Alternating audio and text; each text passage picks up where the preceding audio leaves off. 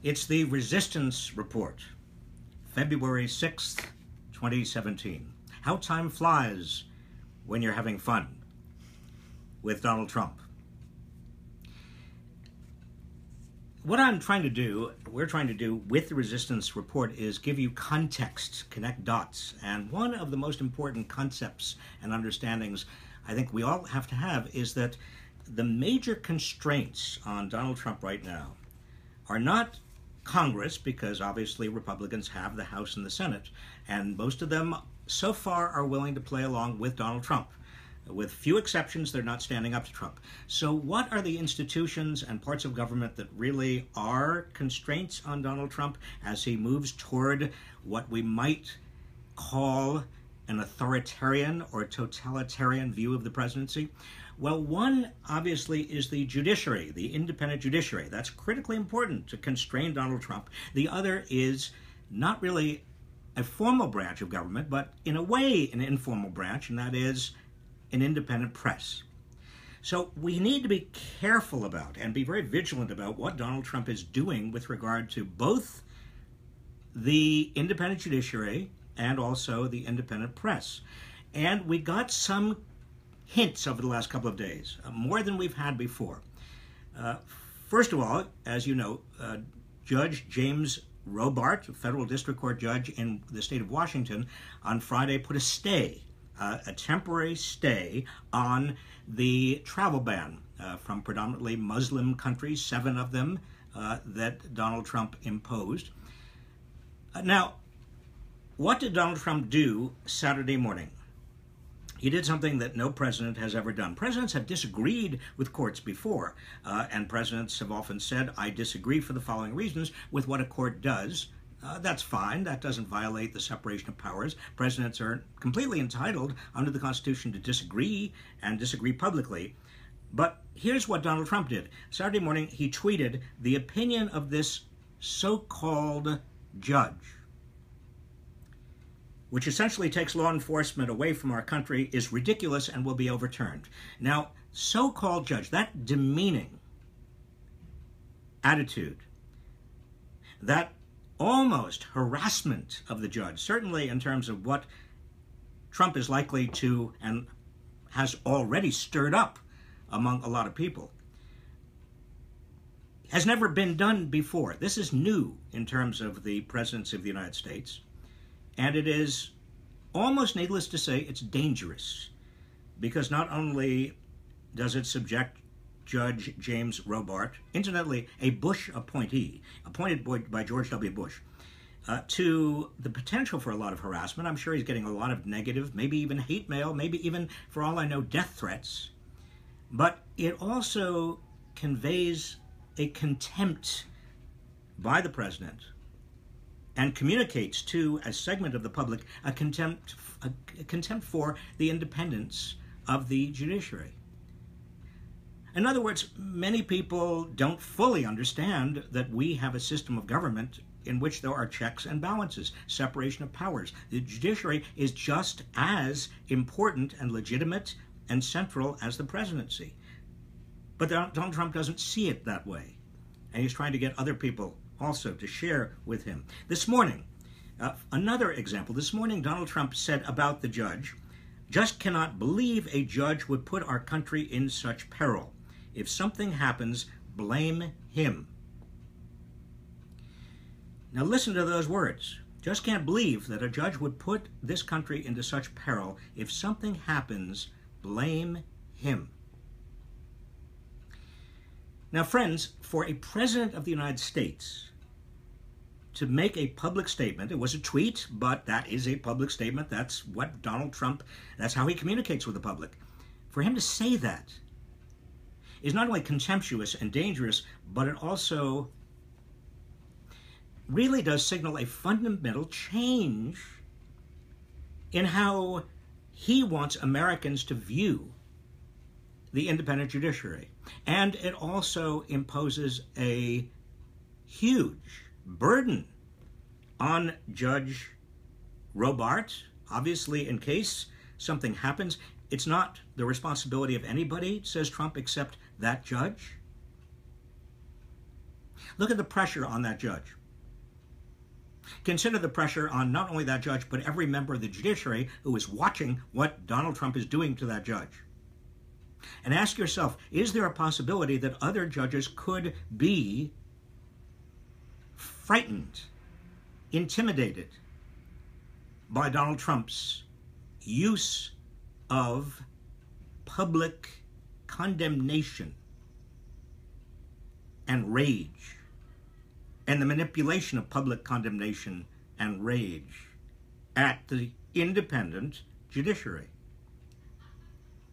Well, it's not just the judiciary, obviously. Donald Trump's campaign against the press, an independent press, took on a new meaning today, a new level of, well, let's almost say sophistication, but that would not be the right word.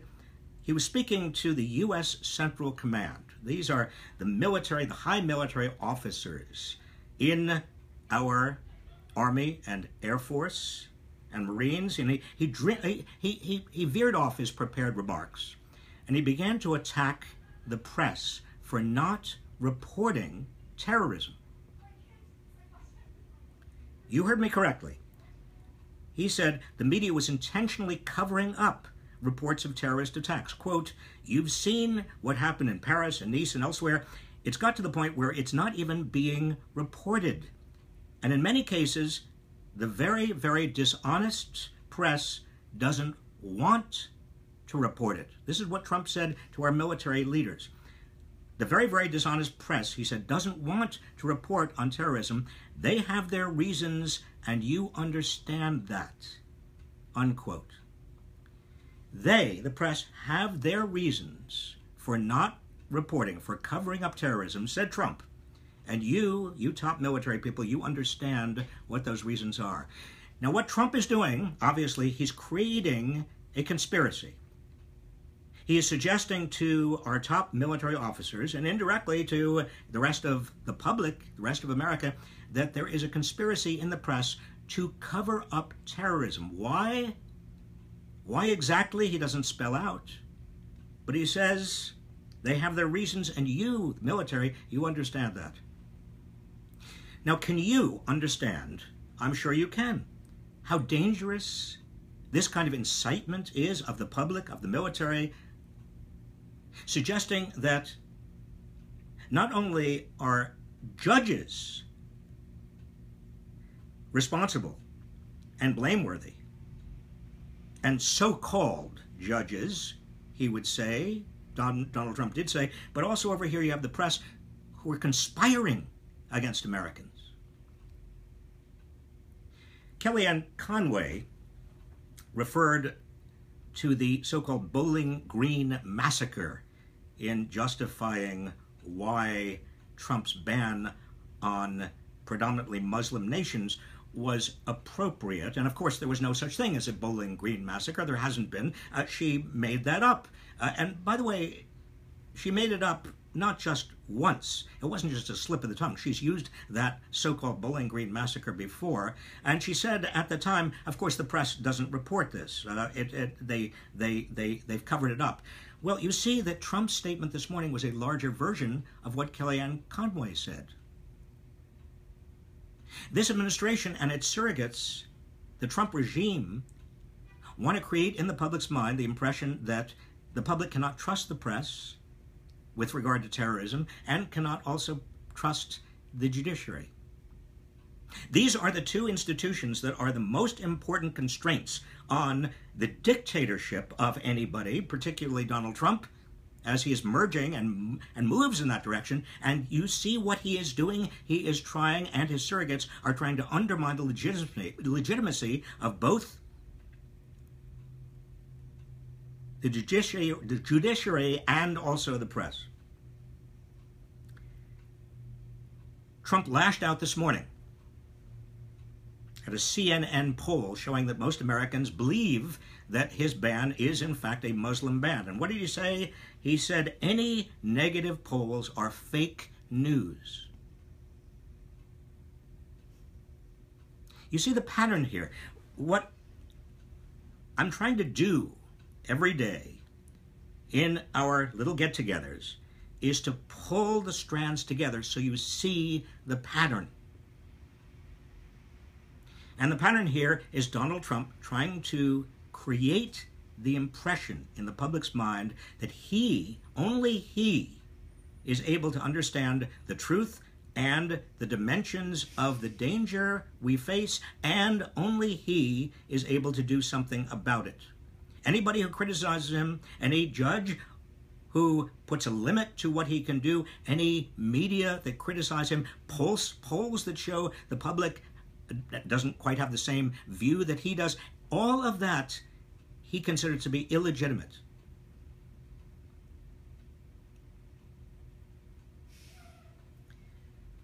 Yesterday on Fox News, in an interview with Bill O'Reilly, Trump once again repeated his claim of widespread voter fraud in the 2016 election. And then when Bill O'Reilly said, well, what basis do you have for that? Now, we're talking about Bill O'Reilly. This is not a sort of mainstream centrist media. Bill O'Reilly. Trump said, well, many people have come out and said I'm right. You know that. That is Trump's evidence for his own assertion. Many people have come out and said I'm right. You know that.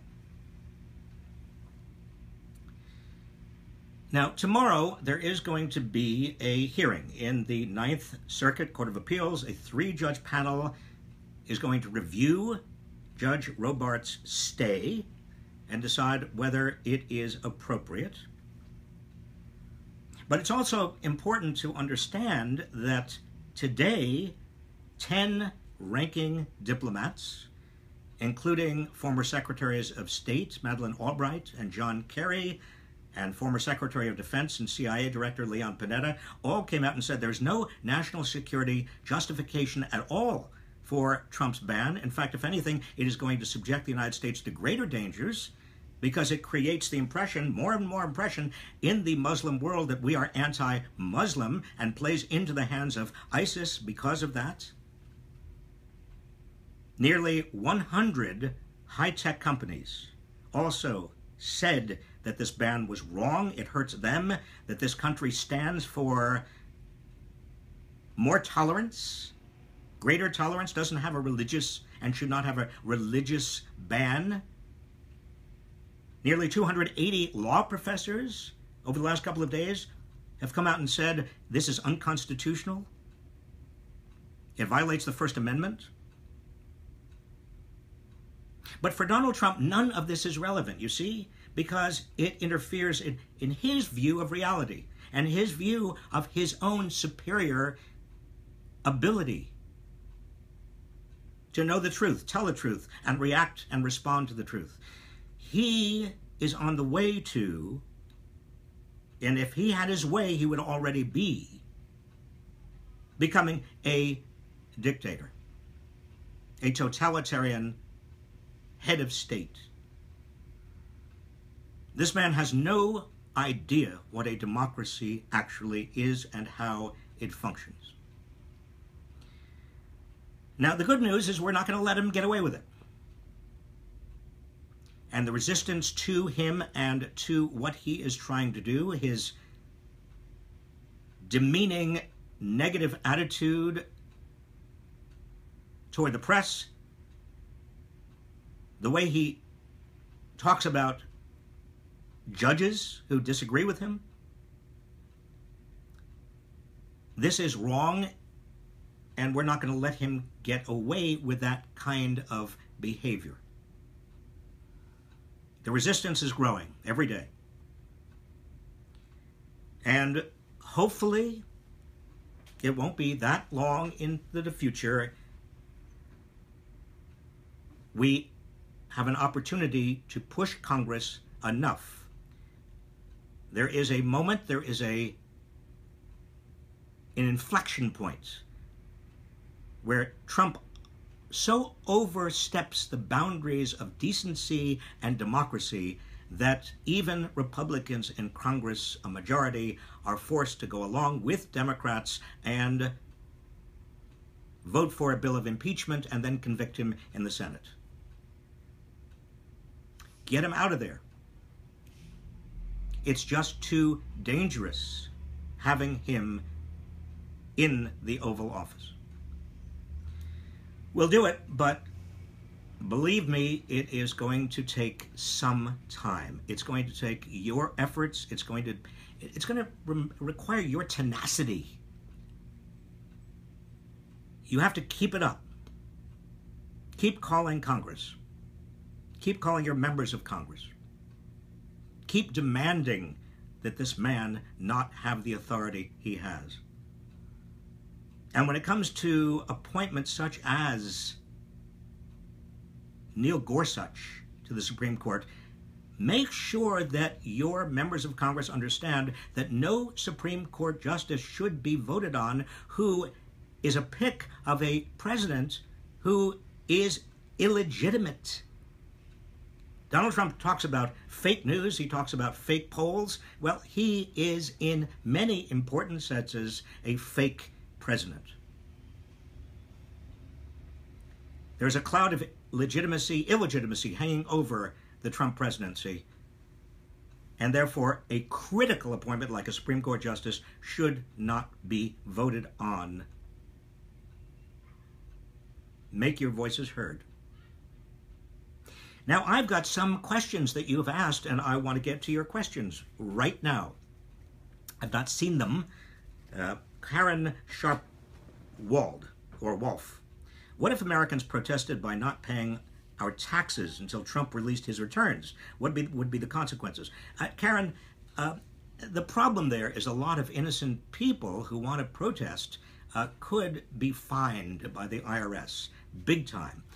It also suggests that paying taxes is somehow an obligation we owe Donald Trump. No, we owe it to each other as members of the same society. So I would suggest that we find other ways of protesting.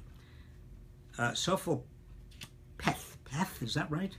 The House has just killed a resolution which required energy companies to disclose gifts from foreign governments. What are the potential implications of this? And is it just a coincidence that Rex Tillerson, has close ties with Russia?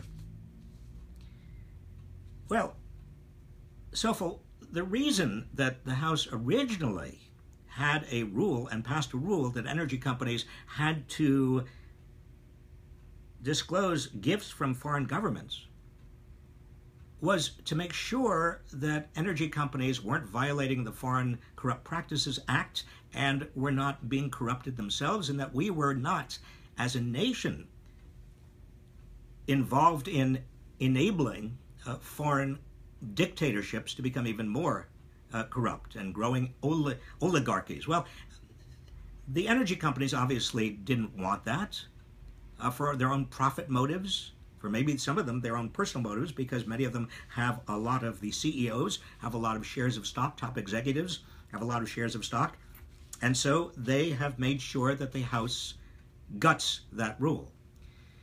There is no public policy to be served in gutting that rule. There was a public policy to be served in having that rule. And it may be that Rex Tillerson benefits personally. I don't know. I would not put it past him or ExxonMobil or other large energy companies. Kate Loeb, what are your thoughts on the general strike being called for February 17th? Kate, here again, I am in favor of the largest and most visible outpouring of negative statement we can possibly make about Donald Trump, about why we feel that he needs to go. And if it is possible through a general strike to do that on February 17th, that would be great. We've got to be very careful, though. We don't hurt anybody. That is, working class people and poor people who are going to be penalized, maybe, or maybe middle class people because they don't show up for work. Most people don't have vacation days. Most people in this country don't even have sick days. Many people are independent contractors. I just don't want anybody to really be hurt by this. And it's got to be big enough and a big enough statement that it is actually heard. But with those caveats, I'm all in favor. Any other questions? Yes, we have a question from Pam Whalen. Why are Republicans blindly following him that is Trump and his agenda, knowing full well he's crazy and makes no sense. Pam, well, unfortunately, some Republicans, and incidentally, I'm not just tarring Republicans, some Democrats as well, have got to the point where their loyalty to party is greater than their loyalty to nation. But mainly, Republicans are following Trump because Republicans want to be reelected, and they're afraid that if they don't follow Trump, a lot of Trump supporters and others who Trump controls will make it hard for them to be reelected. So we all, you and I and everybody else, we've got to do everything we can to bring Republicans around. It's not just enough to talk to our members of Congress who are Democrats. We've got to bring Republicans around. We've got to make sure that Republican members of Congress understand how we feel and also how dangerous Trump is and what a groundswell this resistance actually is going to be. If it's not already, it will be. And Republican members of Congress may not be able to keep their seats if this groundswell becomes much, much, much greater. That's what our goal is. This is from Andrew Paul. Do you think the Democrats in Congress should block and oppose everything, including forcing the nuclear option for the Supreme Court? Andrew, my initial position on this was that Democrats shouldn't do what Republicans did during the Obama administration. That is, two wrongs don't make a right, and also Democrats believe in a proper functioning government. So my initial position was that Democrats should try to cooperate where cooperation was going to prove to be useful. But to tell you the truth, I've come around. The last 2 weeks have been worse than I ever thought they would be. I knew that they would be bad. They actually are revealing Donald Trump to be more dangerous than I had feared. And so my feeling right now, quite frankly, is Democrats in Congress should oppose everything, not give him 1 inch, not give him one nominee, if possible. Thomas Repta, President Trump said that he was repealing financial regulations to help out his friends. Well, I don't think he said that. Did he say that he was repealing them to help out his friends? How was he not immediately reprimanded for open corruption? Well, Thomas, that's a good question. I'll have to look at the record. I think that what Trump said, I believe, is that he was repealing financial regulations because he felt that many people who he knew were doing their jobs and trying to do their jobs and were trying to make the country great again and more competitive, and these financial regulations were doing the opposite, were holding them back. Well, it's basically the same thing you said, except it was draped in kind of Trumpian language. But I think the point is we have enough grounds right now to impeach Donald Trump. I mean, he's been violating Article 1, Section 9, called the Emoluments Clause, since he was installed in the White House. If you look no further than the Trump International Hotel, where foreign dignitaries are now being urged to stay because Donald Trump, they want to curry favor with Donald Trump, and he gets 67% of the profits from the Trump International Hotel. I mean, that you don't even, I'm not even suggesting that you don't even have to look beyond Pennsylvania Avenue for examples of unconstitutional actions on Donald Trump's part. So it's not so much do we have enough to go after him as acting unconstitutionally, high crimes and misdemeanors under the impeachment clause. Yes, there is adequate grounds already, but we, as a practical political matter, we've got to get the votes. And we have 2 more. We have now Melanie Speck. What are your thoughts on Nancy Pelosi's town hall, where she basically shut down a millennial's question about how a majority of them feel unfavorably about capitalism? Well, Melanie, I think that Nancy Pelosi's answer, I mean, she may have done it in a way that sounded a little bit imperious to a millennial who was asking the question. But her answer, I thought, was fairly sophisticated. She said that we are all in a capitalist system, and that's true even China, and even the social democracies of Norway and Sweden and Denmark. We are all essentially capitalist. The real question is, what kind of capitalism? And she distinguished between what she called stakeholder capitalism, in which corporations are responsible to their workers and to their communities and to their nations, as well as to their shareholders, and what we've had in the United States since the era of the 1980s, the corporate takeovers, and that is shareholder capitalism, where the entire purpose of a corporation is to maximize shareholder profits. I think that reading from and judging from what she said, and I agree with her on this point, that we ought to go back to stakeholder capitalism. That would be a kind of capitalism that would generate far broader benefits for more people. And we've already done it. We've tried it, and it works. From 1946 to the late 1970s, that's essentially what we had in this country. It wasn't perfect. We were moving toward a better economy and a better society. We were not there yet, but at least we were moving on that road to a wider prosperity, a wider circle of prosperity, more voting rights and civil rights. And then we took a big U-turn with Ronald Reagan.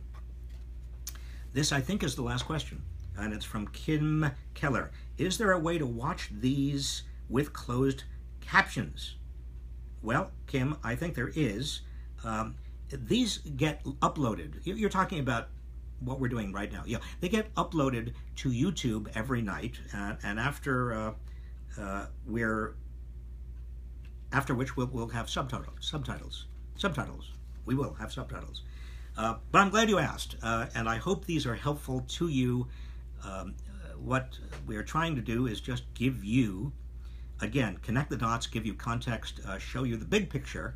And so it's not just individual pieces of news, but it's actually, you can see what Trump is doing, what his surrogates are doing, what other of his supporters in Congress are doing. And the pattern is and should be, I think, to anybody who cares about democracy, even if you are a Republican. And I want to emphasize this. It should not be liberal versus conservative, Democrat versus Republican. Anybody who cares about democratic institutions should be deeply concerned about Donald Trump and what he is doing every day to undermine those democratic institutions. I want to thank you all for watching, but more importantly, I want to thank you for your activity, your activism, your continuous and increasing involvement and engagement to make sure that we don't turn into a dictatorship, to preserve our democracy, to preserve what we love about this country. We'll see you tomorrow.